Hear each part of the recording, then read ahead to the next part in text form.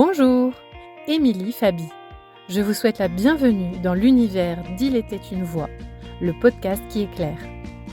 Je suis coach en développement personnel, professionnel et énergéticienne. Passionnée de spiritualité et véritable aventurière de la psyché humaine, je vous embarque avec moi pour vous partager mes expériences, mes connaissances, mes outils, mes réflexions, qui, je l'espère, vous aideront autant qu'ils m'ont aidé à trouver du sens dans un monde qui semble tourner à l'envers. Le tout avec une bonne dose de fun, de magie et de pragmatisme. Bonjour à toutes et à tous, je vous retrouve aujourd'hui pour ce 3e épisode de podcast où on va décortiquer la peur du changement et surtout comment la surmonter. Alors c'est un énorme sujet et je sais qu'il touche pas mal d'entre vous, moi la première d'ailleurs, puisque l'idée c'est aussi de vous faire part de mes expériences pour que ça puisse peut-être vous inspirer et vous démontrer que rien n'est perdu, même si on a peur. Alors, comment va se décomposer cet épisode ? J'ai dû pas mal structurer puisqu'il y a beaucoup de choses à dire. L'idée n'étant pas de vous perdre, mais d'être un minimum structuré et efficace. Alors, déjà, on va voir d'où vient cette peur. Comment elle se matérialise ? Qu'est-ce qui motive le changement ? Comment surmonter cette peur du changement ? Et comme je vous le disais, je vais terminer en vous parlant de mon expérience personnelle. Donc pour commencer, déjà, d'où vient cette peur du changement ? Donc il y a déjà 2 cas de figure. Tout dépend si le changement est imposé, subi donc, ou voulu. Donc on va déjà commencer, quand c'est le cas de figure, on va dire le moins sympa, le moins funky qui soit, c'est-à-dire quand le changement est imposé. Un changement que vous subissez, quelque chose que vous n'avez pas choisi et qui s'impose de lui-même. Ça peut être un déménagement, ça peut être un changement de poste, ça peut être une rupture, ça peut être plein de choses. Donc quand il est imposé, il y a cette notion de perte de contrôle finalement qui arrive très vite sur le devant de la scène. Et donc je me suis reposée sur la courbe du changement de Kübler-Ross qui décompose un petit peu à la façon de, on va dire, de la courbe du deuil, la courbe que va suivre le changement, la peur du changement et ce que ça va générer. Donc déjà, quand on vient à se voir imposer un changement, qu'est-ce qui se passe ? Il y a déjà la phase de choc, de déni. C'est l'étape un peu what the fuck qui arrive tout de suite en se disant alors attends, moi j'avais pas prévu ça, de façon plus ou moins catastrophée. Comment faire ? C'est pas possible, je veux revenir en arrière, je veux contrôler la situation. La situation doit rester comme elle était avant, c'était connu, c'était confortable, non, je ne veux pas le changement. Sauf que parfois, on n'a pas vraiment le choix, malheureusement. Donc là, l'important, c'est vraiment de ne pas minimiser déjà ce choc et cet accueil un peu frontal parfois qui peut ressembler à un gros mur de parpaing qu'on se prend dans les dents. De ne pas minimiser, d'en parler autour de vous, de se regarder en face, de se dire « Ok, là, clairement, j'ai pas envie, mais va falloir y aller quand même ». Ensuite vient l'étape de la colère et ou de la peur. Donc là, c'est on n'est pas content, on trépigne, comment je vais faire, et j'ai pas envie, et de toute façon tout le monde est contre moi, et c'est vraiment des gros bâtards, et j'en passe. Dans ce cas de figure, il est important d'accueillir des émotions, de les verbaliser et de rester authentique. C'est-à-dire de ne pas essayer de paraître plus fort qu'on ne l'est, de paraître plus balèze qu'on ne l'est. C'est pas un signe de faiblesse ni de vulnérabilité que de montrer notre peur et notre colère. Toutes ces énergies-là, la peur, la colère ou quelles que soient les émotions d'ailleurs, ont besoin de sortir à un moment donné pour pouvoir être transformées. Au mieux, elles ont besoin d'être canalisées. Tout ce qui ne s'exprime pas s'imprime, comme le dit si bien l'adage. Donc c'est hyper important d'être aligné avec ça, de se dire ok, là il y a quelque chose qui me traverse, je maîtrise rien, ça vient m'impacter directement dans mes émotions, dans ma notion de sécurité, dans tout ce qu'on veut. Donc, je l'assume, je m'y confronte et je canalise et j'essaye de passer autre. Et se laisser le temps surtout. Parce que c'est pas des phases non, je veux pas passer par l'étape de colère, par l'étape de déni, de tout ça. Un peu à la façon d'un deuil finalement, mais c'est une sorte de deuil. Un changement, c'est aller vers quelque chose de nouveau, mais ça demande de quitter quelque chose, de passer. Donc c'est aussi faire le deuil d'une situation passée. Et ça, pour la petite anecdote et faire un petit aparté, dans les situations professionnelles, notamment, même quand on décide de partir pour quelque chose qui nous anime davantage, pour quelque chose de mieux, et bien souvent l'étape deuil de la situation professionnelle passée est zappée, alors que c'est hyper important. Même si si on est parti en bon terme, si c'était voulu, c'est quand même important de se dire, bon bah là, voilà, je laisse cette situation-là derrière moi, mais je lui dis au revoir, quoi, juste, tranquillou, et puis je passe à autre chose. Mais pas, je la laisse sur le bord de la route, je la regarde plus, et puis elle reviendra toquer en disant « Eh oh, t'as oublié de me dire au revoir, hein, donc tu reviens ». Voilà, ça c'était pour la petite parenthèse. Ensuite vient la phase de tristesse, potentiellement de dépression. Donc ça dépend du changement. En tout cas, voilà, si c'est une rupture, un déménagement, un divorce, peu importe, c'est sûr qu'on peut passer par des phases pas cool du tout. Et là, ça va être le temps et la bienveillance envers soi-même et des autres aussi qui va permettre d'accueillir tout ça de la meilleure des façons. Ensuite vient la phase où on recherche à nouveau du sens. C'est la phase d'acceptation. On est dans la phase quand même oui mais. C'est-à-dire que de nouvelles solutions vont apparaître, de nouvelles possibilités, de nouveaux potentiels, mais on va encore un petit peu lutter. On va se dire oui, mais si. Dans cette phase-là, c'est hyper important de rester positif, de se concentrer sur justement les potentialités qui s'offrent à nous. Ensuite vient la phase, du coup, une fois que tout ça est encaissé, de sérénité, on déploie de nouvelles forces, on se félicite pour tout le chemin parcouru et on avance vers ce nouveau changement qui, assez souvent, peut faire apparaître, si on a bien amorcé le virage, des choses auxquelles on n'avait pas du tout pensé et qui sont ultra positives. Voilà, quand on est dans une phase de séparation de tout ça, ok, admettons, on se dit non mais je vais jamais m'en sortir et tout ça. Maintenant, quand on est deux, s'il y en a un pour qui ça a dysfonctionné, il y a un moment donné, ça impactait forcément les deux, d'une façon ou d'une autre. Donc se séparer, c'est peut-être une bonne chose à un moment donné. On s'en rend pas compte tout de suite, il faut passer par toutes ces phases-là pour s'en rendre compte et faire preuve effectivement de pas mal de résilience. Mais au bout du compte, si on se débrouille bien, on peut arriver à une situation encore meilleure pour soi et de façon du coup très subjective.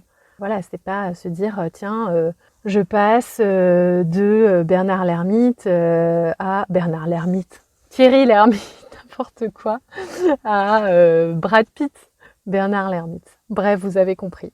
Alors, ensuite, il y a le cas de figure où le changement est voulu, mais il y a quand même des peurs. Alors, quelles sont ces peurs ? Je décide de me lancer dans l'entrepreneuriat. Je décide de changer de job parce que vraiment, j'en peux plus. Je décide de me reconvertir. Je décide de me séparer. Je décide de déménager. Je décide de plein de choses. Bon, en tout cas, là, le je décide, il reste très mental.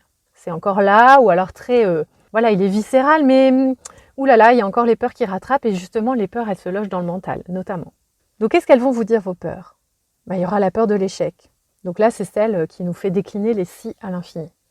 Si ça, alors ça. Et souvent des schémas assez catastrophiques de plantage dans toute sa splendeur. Ensuite il y a la peur du regard des autres. Mais souvent on projette les peurs de l'autre. C'est-à-dire que qu'est-ce qu'on va dire de moi si je fais ça, si je me sépare, si je change de boulot, si je fais un truc beaucoup plus perché, et puis qu'est-ce qu'on va penser, et puis qu'est-ce que mon mental, comment il va se débrouiller avec tout ça. Donc mon mental, ce qu'il veut faire, c'est quand même me mettre en sécurité, donc il va dire non, surtout tu bouges pas, tu restes là où t'es. Il y a la peur évidemment de l'inconnu, donc ça c'est la peur, on va dire, la plus archaïque, c'est-à-dire c'est celle qui nous fait réagir, qui nous faisait réagir quand il y avait un lion, c'est-à-dire oh là là, ça c'est pas connu, ou il y a une situation inconnue, une situation qu'on n'attendait pas, du coup je vais réagir. La peur de l'inconnu, c'est aussi de façon aussi très archaïque, c'est je ne connais pas cet aliment-là, cette baie, ce fruit, tout ça, je vais en avoir peur parce que potentiellement ça peut me faire mourir si je le mange. Donc c'est vraiment des peurs qui sont inscrites en nous depuis très très longtemps et qui se matérialisent de façon bien différente. C'est pas si je mange cette tomate je vais mourir dans les secondes qui viennent. Mais donc la peur de l'inconnu, c'est cette peur qui nous empêche de sortir de notre zone de confort qui est quand même inconfortable, où du coup on va rester dans l'inconfort parce qu'au moins c'est connu. Il y a aussi la peur de l'instabilité matérielle. Notamment si on veut engager un nouveau projet professionnel par exemple. C'est-à-dire comment je vais faire si je me mets, je fais une rupture conventionnelle ou si j'ai pas de rupture conventionnelle, si j'ai pas mes droits au chômage, si je suis pas certaine de gagner assez d'argent à la fin du mois, comment je vais faire ? Bon, ce sont toutes les peurs, même les plus irrationnelles, sont légitimes dans notre réalité à l'instant T où on les ressent. Elles font partie de notre monde, de notre réalité. Donc rien ne sert non plus de les occulter totalement, mais plutôt de les confronter et de se dire amenons un peu de rationalité là pour le coup là-dedans. Alors comment elles se matérialisent du coup ces peurs? Donc on les a énoncées, mais elles se matérialisent déjà d'une part soit par une posture de stagnation, de procrastination, de pessimisme, on n'y arrivera jamais, de toute façon ça sert même pas d'essayer, de frustration, d'amertume, de déception, de colère, peu importe, toutes les émotions peuvent y passer, parce que justement la peur vient cristalliser tous ces états d'être finalement. Il y a la peur aussi de laisser des gens sur le chemin. Donc, bah oui, mais bon, si je décide de déménager, je vais laisser ma famille, je vais laisser mes amis. Si je décide de changer de boulot, je vais laisser mes collègues. Il y a peut-être un lien de loyauté parfois excessif avec son manager qu'on adorait ou avec justement son équipe qu'on adorait ou peu importe. Enfin, en fait, voilà, ne pas changer pour ne pas risquer de changer, de perturber l'environnement de l'autre. Donc ça fait encore une fois stagner. Et puis, il y a aussi cette peur qui fait qu'on ne sait pas par où commencer. Voilà, par quoi commencer. Je sens le changement arriver, j'ai envie du changement, parfois vraiment fort, fort, fort. Je sens que c'est la bonne voie, mais c'est tellement énorme que je ne sais pas comment m'y prendre. Et puis la question à se poser aussi, c'est qu'est-ce qui motive le changement? Parce que parfois, même si c'est un changement qu'on veut, est-ce qu'on le veut vraiment? Ça, c'est une grosse question à se poser. J'entends par là, est-ce que c'est un réflexe de fuite? C'est-à-dire on fuit une situation qui nous enquiquine sérieusement, par exemple un boulot ou des managers ou je sais pas quoi, voilà, un contexte professionnel qui nous gonfle de façon monumentale. Et du coup, on se dit, je vais chercher un autre boulot. Potentiellement le même, alors que même dans le boulot, on se plaît pas vraiment dans la fonction même. Mais on va vouloir changer, histoire de voir si l'herbe est plus verte ailleurs. Sauf que souvent, non, pas forcément. Donc c'est, est-ce que je fuis quelque chose ou est-ce que j'ai vraiment envie de changer de job? Est-ce que je me reconvertis, par exemple, parce que c'est vraiment ça ma voie, je pense que c'est vraiment ça ma voie, j'ai envie de tester? Ou est-ce que c'est parce que, quand j'étais comptable, j'étais dans une structure qui me plaisait pas du tout, avec des collections, des patrons relous, et du coup, j'ai tout mis sur le dos de la compta, c'est pas un métier pour moi. Alors qu'en fait, si on enlève les collègues et les chefs chiants, on se rend compte que la compta, c'est quand même super, c'est quand même ce que j'adore. Bon, c'est pas mon cas, mais en tout cas, vous avez compris l'idée. Donc, est-ce que c'est un réflexe de fuite? Est-ce que c'est un réflexe, pas un réflexe, mais est-ce que c'est un choix pour faire plaisir à l'autre? Et donc, qui devient subi. J'ai regardé toute une série de cauchemars en cuisine, et souvent, ce qui ressortait, c'était très symptomatique, c'est que c'était des couples qui prenaient le restaurant ensemble, mais il y en avait toujours un des deux qui le faisait pour faire plaisir à l'autre. Et du coup, le truc capotait complètement, quoi. Et donc, Etchebest, il s'énervait fort, fort, fort et rouge, rouge, rouge. Donc, est-ce que c'est vraiment mon choix au final? Est-ce que moi, je suis alignée avec ce choix-là? Ou est-ce que je le fais, j'ai l'impression que oui, c'est mon choix, mais finalement, c'est un choix global et moi, je m'y retrouve pas forcément. Donc, encore une fois, parfois, il y a des compromis à faire. Je veux dire, il y a un déménagement, je suis un conjoint pour un changement de poste. Où je me situe par rapport à ce choix-là? Est-ce que c'est vraiment un choix ou est-ce que finalement il devient subi et donc imposé et donc on passe par cette espèce de courbe de changement de Kubler-Ross dont je vous parlais tout à l'heure. Donc est-ce que c'est une réelle motivation alignée ou est-ce que c'est du conditionnement extérieur? Je vais faire ce job, alors ça c'est le plus grand truc, je choisis de faire ce job, d'aller dans cette voie-là parce que c'est bien socialement, parce que papa et maman ça va leur faire plaisir, parce que si, parce que ça. Donc on est content d'avoir le job, on est content d'avoir le bon salaire, on est content d'avoir le gros 4x4, je grossis les traits, mais au final, est-ce que ça correspond à un vrai choix aligné? Du coup, j'en viens à cette histoire de choix aligné. Comment on fait un choix aligné? Et donc du coup, comment on neutralise cette peur du changement? Parce que le choix aligné, pour moi, il vient vraiment du corps. C'est-à-dire de son intuition, mais l'intuition au sens vraiment corporel. Alors là, je vous parle, j'essaie de sans utiliser les termes de design humain, mais je m'appuie aussi beaucoup là-dessus parce que il faut vraiment que je fasse un épisode là-dessus très vite parce que vous comprendrez davantage les éléments. Mais ça revient au même qu'on parle de cet outil ou pas. Le choix, le changement que j'ai envie d'amorcer, est-ce que c'est quelque chose qui vient soit des tripes, soit vraiment de mon intuition, cette espèce de petite voix subtile qui me dit « Ok, c'est maintenant mon instinct » ou est-ce que je sens, j'ai la clarté que « Ouais, ok, c'est dans cette voie que je veux aller » et donc j'amorce le changement et là, Comment je fais pour surmonter toutes ces peurs? Parce que même si on est aligné avec un choix, avec un changement, eh ben, toutes ces peurs-là, elles peuvent quand même apparaître. Et on a quand même à les surmonter. Donc on en vient du coup au prochain point, c'est comment surmonter toutes ces peurs. Déjà, c'est prendre son temps. Alors, quand je dis prendre son temps, j'insiste bien sur le son temps, c'est-à-dire en fonction de sa propre temporalité. Pour moi, ma temporalité, par exemple, pour vous donner mon exemple concret, elle est dans l'instant. C'est-à-dire que plus j'attends, moins ça ira. Mais pour certains d'entre vous, le temps vraiment de trouver la clarté, ça va mettre plusieurs jours, plusieurs semaines, potentiellement plusieurs mois, et ce ne sera pas forcément dans l'instant. Donc quand je dis prendre son temps, c'est pas « ah là là, tu devrais dormir dessus, réfléchir, faire des colonnes plus et moins ». Bien au contraire, c'est trouver votre temporalité, celle qui vous dit « ok », qui valide vos choix et vous sentez qu'en fait c'est là la bonne validation. C'est d'essayer de ressentir, de trouver ce sentiment, cette sensation physique, ce signal physique qui vous dit « ok, ma poulette, mon poulet, t'es dans la bonne voie ». Donc ça nécessite de bien se connaître et de revenir au corps. C'est aussi de se donner l'autorisation d'y aller pas à pas. Et parfois de passer à la technique du ou au et donc de passer à la voie du milieu.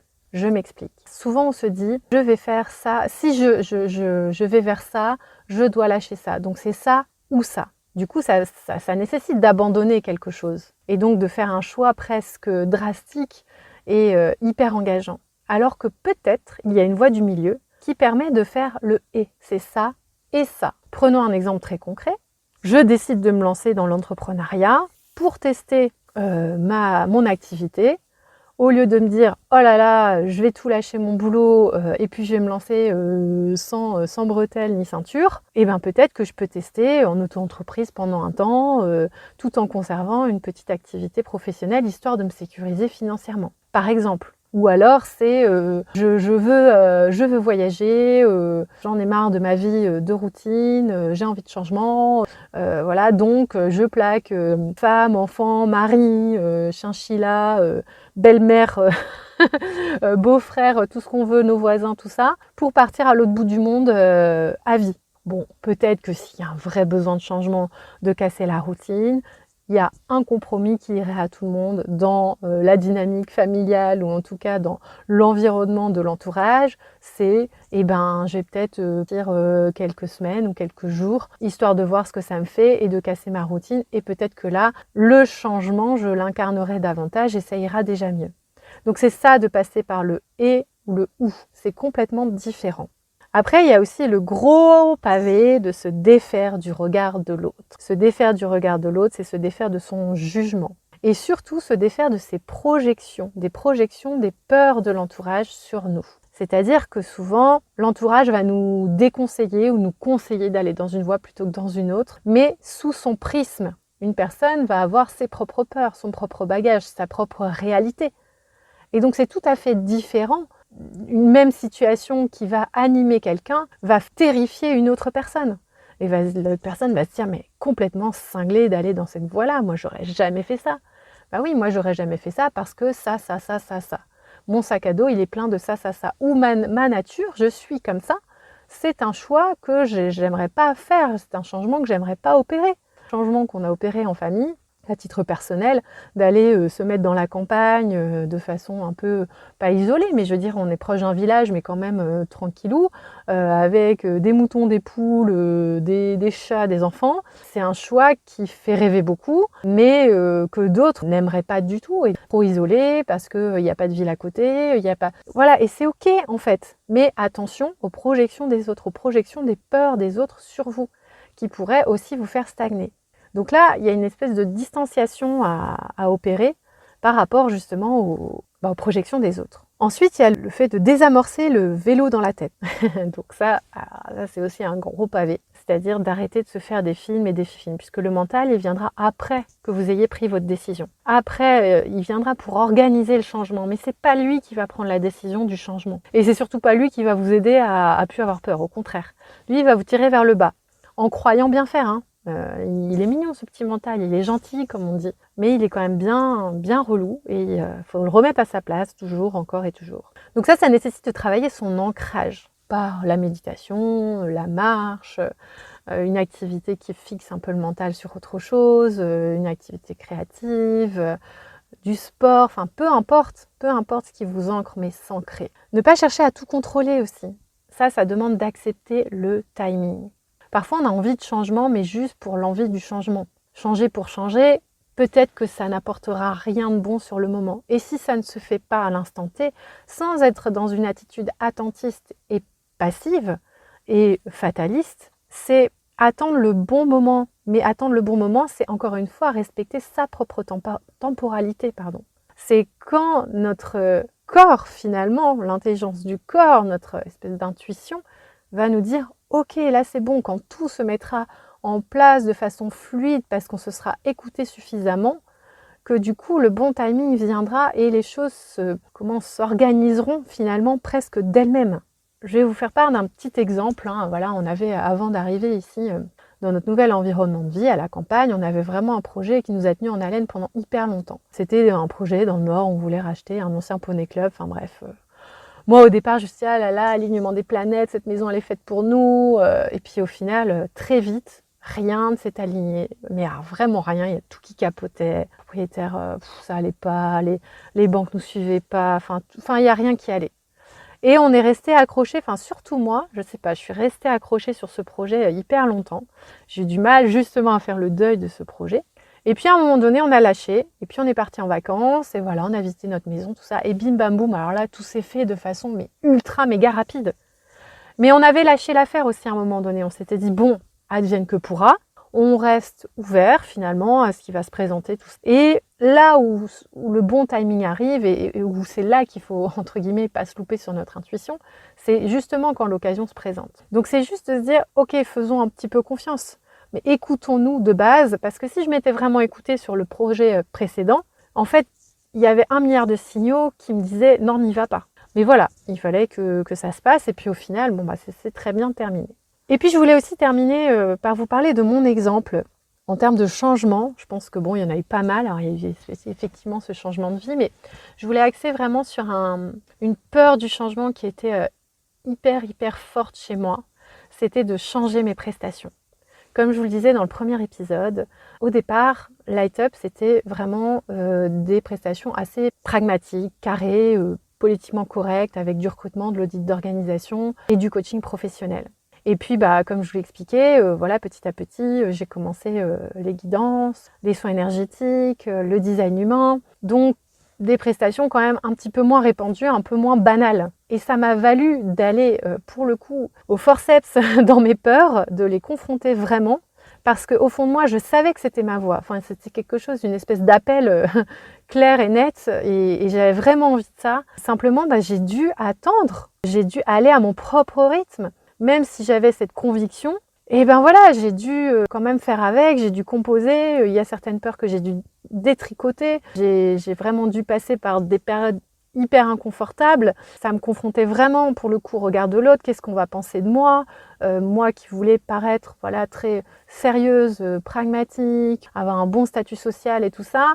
Attends, avec mes cartes et mes soins énergétiques, je vais passer pour Madame Irma dans sa roulotte, une espèce de saltimbanque sur laquelle on ne peut pas compter. Alors qu'en fait, aujourd'hui, j'ai l'impression d'aider beaucoup plus et beaucoup mieux les gens que j'accompagne qu'avant, quand je râlais sur la plupart de mes candidats et de mes clients parce que je m'épanouissais pas du tout et que du coup, c'est comme si ce que je dégageais attirait ce que je dégageais, quoi. C'est-à-dire que voilà, j'étais blasée, donc j'attirais du blasage. Alors que là, je peux pas dire toutes mes séances, tous mes accompagnements sont source d'épanouissement. Pour le coup, je sais pas si, peut-être un cas ou deux, une personne à laquelle j'ai dit on arrête le coaching parce que je sentais que je me faisais clairement vampiriser. Et là, j'ai dit stop, on arrête. Mais sinon, peut-être une autre personne, on va dire, allez. Mais sinon, à chaque fois, je suis hyper ravie des personnes que je rencontre et c'est une chance inouïe. Donc, j'ai dû, on va dire, fonctionner en sous-marin. J'ai dû creuser, expérimenter, vraiment connaître mes sujets, apprendre, me former à ma façon. Et puis voilà, pas forcément, j'ai 12 milliards d'heures de formation, Reiki ou je sais pas quoi, énergétique et machin. Mais en tout cas, de faire mon expérience de mon côté parce que ça, c'est un processus de sécurisation qui m'est propre. Donc à vous de trouver le vôtre. Moi, ce qui me sécurise, c'est d'en connaître suffisamment et d'avoir assez expérimenté pour me dire « Ok, il y a quelque chose ». je peux tester et surtout je peux l'utiliser pour les autres. Après, voilà, c'était d'aller me sécuriser via le regard des autres. Mais maintenant, finalement, c'est plus du détachement de me dire, les personnes qui adhèrent pas, j'arrête d'y aller avec mon bâton de pèlerin pour essayer de professer la bonne parole. Là, c'est, viennent à moi les personnes avec qui ça résonne et c'est OK. Et celles avec qui ça résonne pas, ça veut pas dire que je dois pas leur parler et qu'elles sont pas valables. Bien au contraire, c'est juste un prisme de réalité différent qui n'empêche pas qu'on s'entende bien, qu'on se marque, voilà, plein d'autres choses. Mais juste sur ce plan-là, on n'est pas raccord et c'est pas grave en fait. C'est tout à fait normal. Donc c'est aussi d'abandonner l'envie de vouloir plaire à tout le monde. Donc aujourd'hui, je passe d'auditrice financière à coach professionnel à énergéticienne, cartomancienne, qui fait des analyses en design humain. Et je trouve ça juste absolument dingue. Et pour le coup, je suis hyper fière parce que ça ne plaît pas à tout le monde, clairement pas. Ça parle pas à tout le monde, clairement pas. Mais j'ai mes yeux à moi qui brillent en fait. Et j'attends pas, alors si j'attends. J'adore quand les yeux des personnes que j'accompagne brillent aussi suite à des séances, mais c'est d'abord les miens que je veux voir briller, parce que c'est ça l'important. Finalement, avec tout ça, à travers tout ça, donc ça fait déjà 29 minutes, c'est long, mais le sujet est énorme, donc on pourrait encore y passer du temps. Mais ce que je voulais vous faire passer comme message à travers tout ça, au-delà des clés que je voulais vous donner, c'est que vous rendiez compte à quel point tout ça c'est surmontable et que si on découpe un peu la montagne, on peut y arriver et que tout est possible en fait. Tout est possible. C'est notre mental qui va nous mettre des barrières. Si vous vivez de façon alignée, authentique, mais dans le sens où voilà, ce sont vos yeux qui brillent, vous faites briller vos yeux à vous, franchement le champ des possibles, je peux vous dire qu'il va s'ouvrir en grand. Voilà le message que je voulais vous faire passer. J'espère que ça va vous parler. En tout cas, si vous avez des questions, si vous voulez échanger sur le sujet, je reste bien entendu à votre disposition. Si vous souhaitez que je vous accompagne dans cet alignement, cette connaissance de vous-même, cette quête de sens qui vous anime et potentiellement ces phases de changement, de transition, qu'elles soient personnelles ou professionnelles, de nettoyage aussi énergétique, peu importe. En tout cas, je suis là. Si on parle de sens et d'authenticité, d'alignement, j'ai dans ma boîte à outils plein de choses qu'il vous faut. Je vous remets tout ça dans le descriptif. Je vous souhaite plein de bonnes choses. Je vous dis à très bientôt. Je vous donne un petit aperçu de ce qui va se passer dans le prochain épisode. On parlera de ma rencontre avec les cartes et oracles, donc Tarot de Marseille, oracle et tout ça. Voilà pour le petit spoiler. Je vous souhaite plein de bonnes choses et je vous dis à très bientôt.